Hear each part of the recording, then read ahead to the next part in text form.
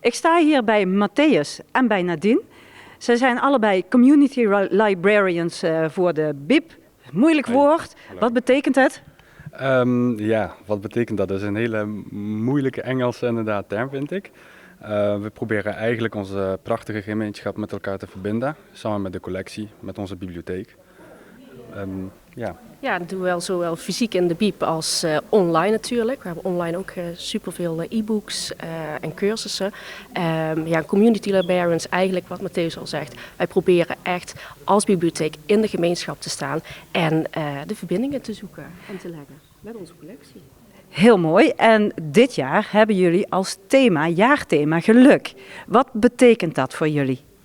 Heel veel natuurlijk, maar ja, geluk dat kun je overal vinden. En na een aantal coronajaren natuurlijk, die voor velen ook niet zo gelukkig waren, hoopten we eigenlijk met de bieb, en dat hopen we eigenlijk elk jaar, een steentje bij te dragen. Door middel van heel veel mooie activiteiten. En die stond dit jaar echt in het thema van geluk. We willen natuurlijk met die activiteiten, hopen natuurlijk mensen iets, dat ze wat kunnen opsteken, kunnen leren. Maar ook wat positiviteit en geluk mee te geven. Dus, Oké.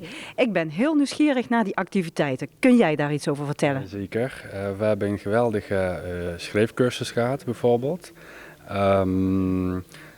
Dit ging ook eigenlijk om mensen op die manier inderdaad te laten ontwikkelen in onze bibliotheek. We hadden ook nog, even denken... Nico Nela, inderdaad. Ja, die komt ook vandaag eventjes iets vertellen over zijn geluksmoment. Dat zijn gewoon mooie initiatieven inderdaad vanuit de gemeenschap en de bibliotheek. Ja. Voor het verbinden van mensen. En mag ik heel brutaal zijn? Jij bent niet in Nederland geboren. Nee, dat klopt. Waar ben jij geboren? Ik kom zelf ook uit Polen. Ik ben daar opgegroeid eigenlijk tot mijn 12e. En vanaf mijn 12e ben ik met mijn ouders samen naar Nederland gekomen. En wat heeft de bieb voor jou betekend? Wat heeft de bieb voor mij betekend? Ja, ik heb me hier echt geweldig kunnen ontwikkelen in deze bibliotheek, zeg maar, en in onze organisatie. Dus dat vind ik gewoon geweldig. Dat brengt me ook geluk. Ja. En dat maakt me ook gelukkig om andere mensen gelukkig te maken. Ja, dat maakt jou vast en zeker ook heel erg gelukkig. Zeker, ja. Geluk hoeft maar heel klein te zijn. En wat ik zeg, we zijn ook een informatiepunt digitale overheid. Dat wil zeggen, er komen ook heel veel mensen met allerlei vragen, zoals bijvoorbeeld de aanvraag van een DigiD. Kijk, als die hier met geluk weer de bieb en het gemeentehuis van de gemeente uitlopen, nou ja, dat maakt mij ook gelukkig. Nou, dat klinkt echt als geluksmomenten en waar je dus ook echt mensen mee kan ondersteunen. Ja, en dat is gewoon heel erg belangrijk. En dat is wat wij dagelijks mee bezig zijn. We doen ons best, inderdaad. We proberen ons best te doen, ja. En op welke dagen kunnen ze jullie vinden? Ik werk hier op de maandagen en dinsdagen. En ik op de woensdag, donderdag en vrijdag. Dus eigenlijk alle dagen is er wel iemand hier. Ja, zeker. Nou, heel fijn. We staan hier natuurlijk in het huis van de gemeente, wat een schitterende locatie is. Er staat hier in het midden staat een hele grote vleugel. Daar zit Lucas. We lopen even naar hem toe. Hoi Lucas. Hoi. Jij bent hier in het gemeentehuis en je zit hier achter een prachtige vleugel. Hoe heet jij verder nog? Lucas Steventon. En jij speelt piano, denk ik. Hoe kom jij aan het pianospel? Het is eigenlijk al begonnen in 2018. En ja, ik ben piano gaan spelen omdat mijn moeder ook al pianoles wil nemen. En het leek me ook gewoon leuk om mee te doen. Ja. En dat ging je goed af. En je vond het ook heel erg leuk. En waar hou je ervan? Lekker stevige muziek? Ja, klassiek vooral. Vooral klassiek. Klassieke muziek. En je bent nog hartstikke jong. Ja. Ik ben heel benieuwd. Zou jij een stukje voor ons willen spelen? Ja, even kijken.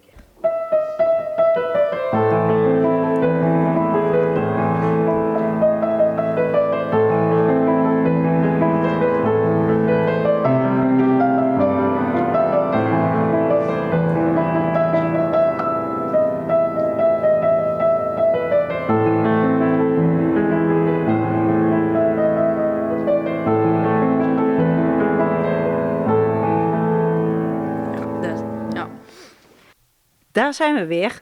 We zitten hier bij Linda Gielen. Linda, wil je je even aan ons voorstellen? Ja, hoi. Ik ben Linda. Ik ben een van de eigenaren van uitgeverij Bullseye Publishing. Wij hebben hier een vestiging in Panningen. En ik ben in contact gekomen met bibliotheek Pela Maas. En daar heb ik een hele mooie cursus voor mogen organiseren in samenwerking met hun. Ik ben heel benieuwd. Kun je iets vertellen over die cursus? Wat doe je? Jazeker. Nou, we zijn niet de reguliere cursusgever. We zijn degene die echt kijkt van nou, hoe vertel je een verhaal. Dus we zitten meer op het storytelling niveau, om het zo maar te zeggen. We leren onze auteurs en de cursisten hoe bouw je karakters uit. Hoe zorg je dat je een verhaal gestructureerd kunt vertellen. Hoe zorg je voor een goede spanningsopbouw. Dus dergelijke zaken kijken we met de auteurs naar. En daar geef ik dan cursusles in. Oké, en hoeveel cursisten heb je eigenlijk al? Nou, we hebben een hele hoop cursisten. We noemen dat altijd onze schrijfhelden, omdat we het toch op een avontuurlijke storytelling manier brengen. We hebben de afgelopen keer bij Pela Maas, bij de bibliotheek, hebben we, ik dacht, 18 inschrijvingen gehad. Dus 18 schrijfhelden onlangs rijker in de regio. 18 schrijfhelden, dat klinkt inderdaad als een heel mooi geluksmoment.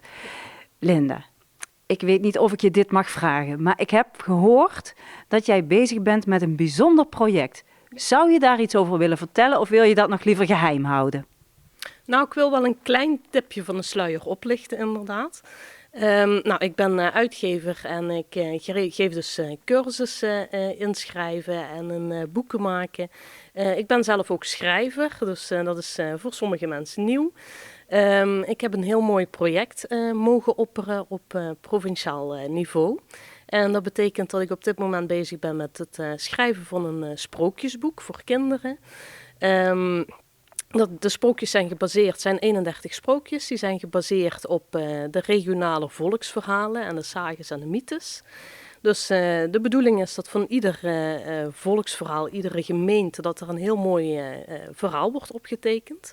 Zowel in het Nederlands als ook in het regionaal dialect. Ik ben echt heel nieuwsgierig.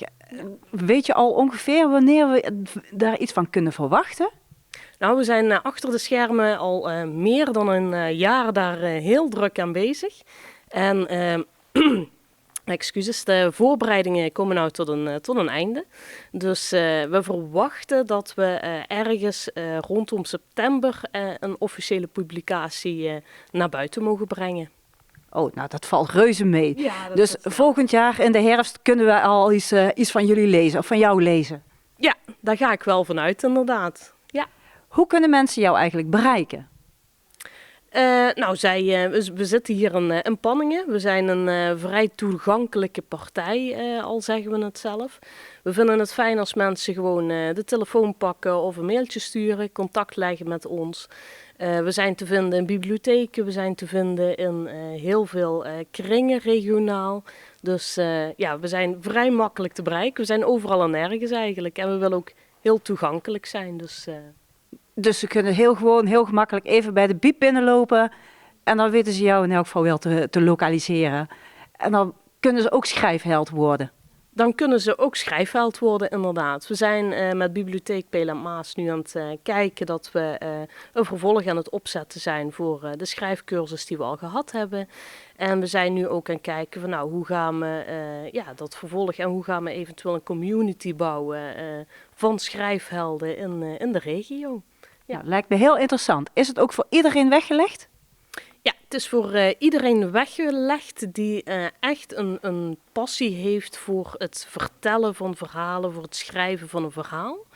We zitten niet op het taalkundige niveau, dat zijn andere niveaus die dan ingestoken worden. We zitten echt op die storytelling en op het moment dat iemand dat leuk vindt, verhalen vertellen of een verhaal brengen, dan is diegene altijd van harte welkom. Welkom terug in het gemeentehuis. Ik sta hier bij Nico Nelen, sportman in hart en nieren, maar volgens mij betekent geluk ook iets voor jou. Wat betekent geluk voor jou?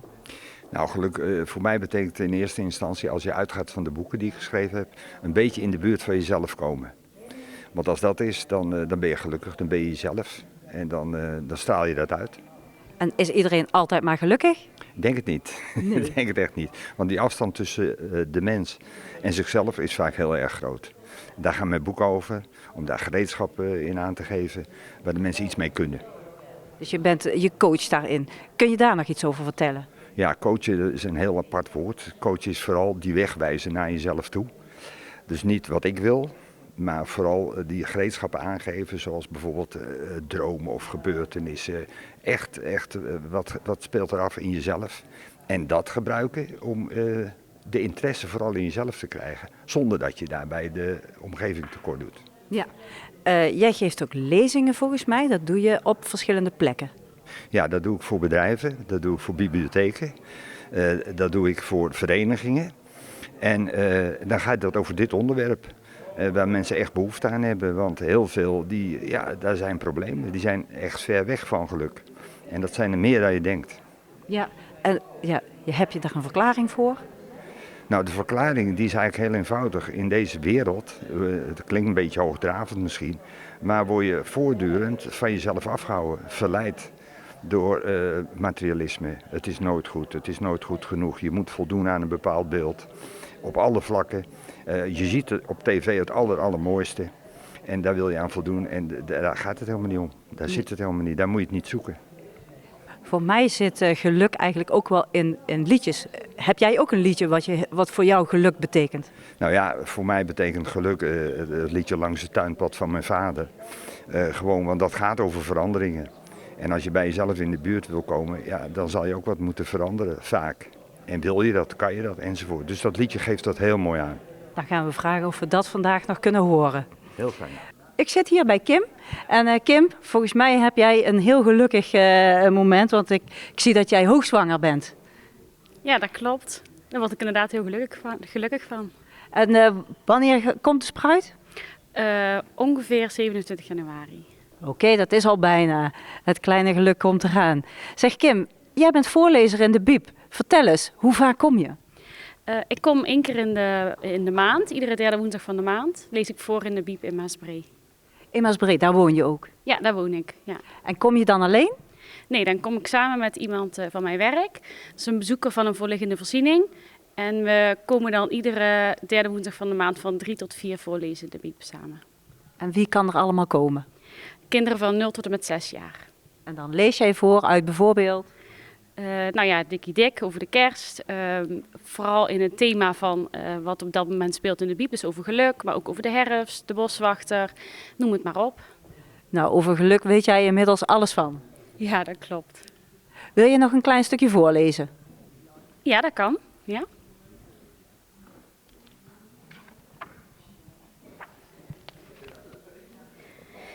In de kerstboom hangen mooie dingen. Ballen, slingers, lampjes en nog veel meer. Kijk, Dikkie Dik, roept Poes.